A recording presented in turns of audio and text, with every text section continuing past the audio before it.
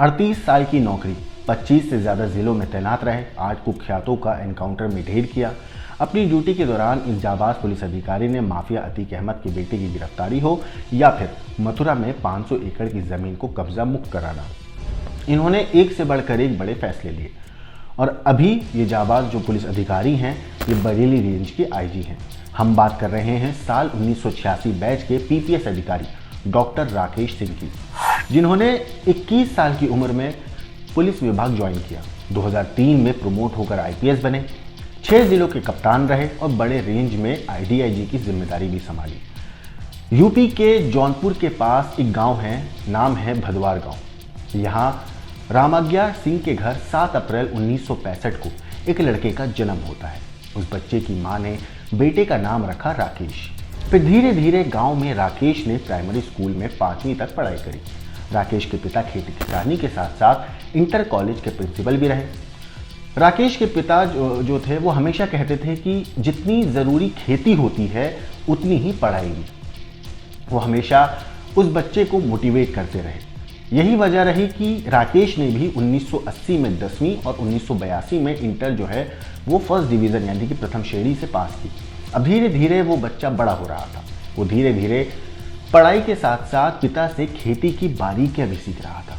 12वीं पास करने पर राकेश के पिता ने कहा, बेटा अब आगे की पढ़ाई के लिए बाहर जाना होगा।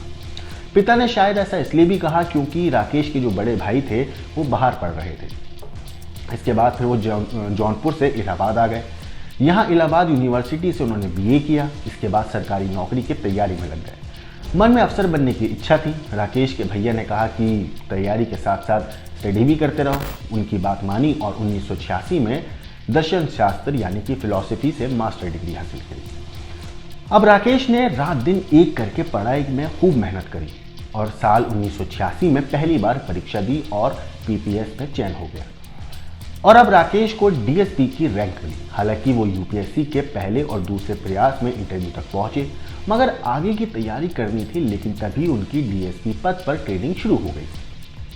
इसके बाद 21 साल की उम्र में जब वो डीएसपी बने तो परिवार में खुशी का ठिकाना नहीं रहा।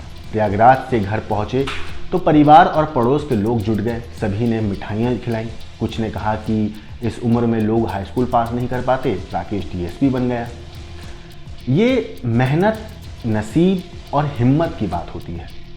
वाकई सीओ को पहली पोस्टिंग बलिया ज़िले में मिली। कम उम्र में उन्होंने वर्दी पहनी। सीओ को देखकर लोग कहते थे कि पढ़ने की उम्र में चयन हो गया। इसके बाद 1991 की घटना है जहां पर बलिया में ये सीओ थे डॉक्टर राकेश सिंह जो है। तब एक एक्सीडेंट की घटना के बाद छात्रों और भीड़ ने अटैक कर दिया। रोडवेज बस को आग के हवाले कर दिया। कचहरी में भी तोड़फोड़ कर दी।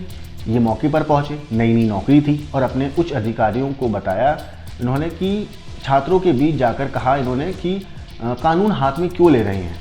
इस पर लोग इनको सुनने भी लगे। तभी दूसरे थाने से फोर्स आ गई। वो पहला मौका था जब डॉक्टर राकेश सिंह ने लॉ एंड ऑर्डर संभाला था। इसके बाद राकेश सिंह ने एक के बाद एक जनता के लिए काम करते रहे। वो चले गए, चाहे कानपुर में बतौर एसपी ट्रैफिक बनकर लोगों की सेवा करना हो, या फिर मथुरा में 500 एकड़ की ज़मीन से कब्जा मुक्त कराना हो, या फिर माफिया डॉन अतीक के बेटे को जेल भेजना हो। वैसे डॉक्टर राकेश सिंह आईजी बरेली से पहले 2021 में आईजी प्रयागराज रहे। माफिया अतीक अहमद और उसका भाई अशरफ अलग अलग जेल में बंद थे। इस गैंग पर जितने भी केस थे वो और जो भी ज़मीन इन लोगों ने कब्जाई थी, सभी के बारे में पुलिस अलग अलग संपत्तियों की जांच कर रही थी। इसी बीच एक ज़मीन कब्जाने के मामले में पूर्व सांसद और माफिया डॉन अतीक अहमद के बेटे अली ने अपने साथियों के साथ शहर में फायरिंग की घटना को अंजाम दिया। जब इसकी जांच कराई गई तो पता चलता है कि फायरिंग करने वाला अतीक अहमद का बेटा अली ही है। केस में पहली बार अली को अरेस्ट करके जेल भेजा गया। अली के पास से अवैध पिस्टल भी बरामद की गई थी। अली अपने साथियों के साथ मिलकर ऐसा गैंग तैयार करने में लगा हुआ था जिससे वो निर्दोष लोगों को डरा धमका कर उनकी संपत्तियों को जब्त कर सके, उनसे पैसे ले सके। अतीक के जो भी मुकदमे कोर्ट में चल रहे थे, कहते हैं उसमें पुलिस की तरफ से प्रभावी कार्रवाई की गई। अली एक व्यापारी से रंगदारी की मोटी रकम वसूलना चाहता था, लेकिन जब वो पहली बार जेल भेजा गया तब उसके जो सभी साथी थे वो पीछे हट गए। सरेआम मारपीट और गुंडे में भी अली शामिल रहा है।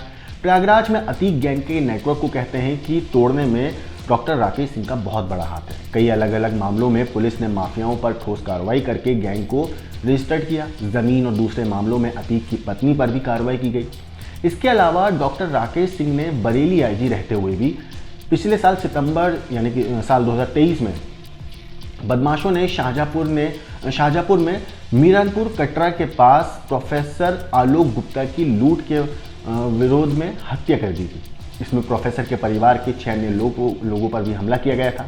घटना की सूचना मिलते ही तत्काल मौके पर पहुंचकर पीड़ित परिवार से उन्होंने बात भी करी थी। शाहजहांपुर एसपी के साथ बदमाशों की धरपकड़ के लिए पूरी टीम लगाई गई। इस केस को लेकर बारीकी से हर पहलू की जांच की गई थी।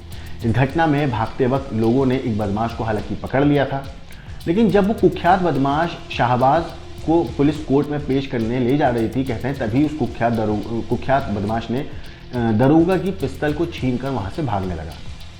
इसके बाद पुलिस द्वारा की गई फायरिंग में शाहबाज मारा गया। वहीं बदायूं में भी 2 बच्चों की निर्मम तरह से हत्या करने वाले साजिद को पुलिस ने एनकाउंटर में ढेर किया था। वैसे राकेश सिंह ने साल 2006 में पीएचडी करने के बाद 2008 में एमबीए की पढ़ाई भी पूरी करी। हालांकि डॉक्टर राकेश सिंह ने इलाहाबाद यूनिवर्सिटी से जर्नलिज्म की भी कहते हैं पढ़ाई भी की है, लेकिन उस दौरान 21 साल की उम्र में ही पुलिस विभाग में उनका चयन हो गया था। ये थी कुछ कहानी, कुछ उनके किस्से जो उनके करियर से रिलेटेड थे, उनके बैकग्राउंड से रिलेटेड थे। लेकिन अगर मैं आपको बताऊं कि इनको जो सम्मान मिले हैं उसमें पुलिस महानिदेशक के 3 मेडल से ये सम्मानित किए जा चुके हैं। अति उत्कृष्ट कार्यों के लिए सेवा मेडल से भी इन्हें नवाजा जा चुका है। इतना ही नहीं, राष्ट्रपति की तरफ से सराहनीय सेवा मेडल भी इन्हें मिल चुका है।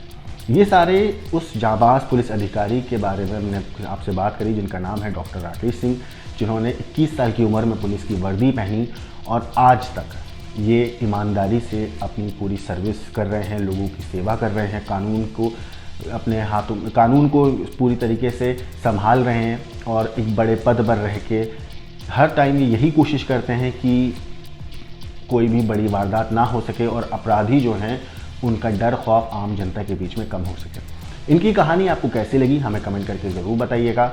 बाकी देश और दुनिया की क्राइम की खबरों के लिए देखते रहिए क्राइम तक।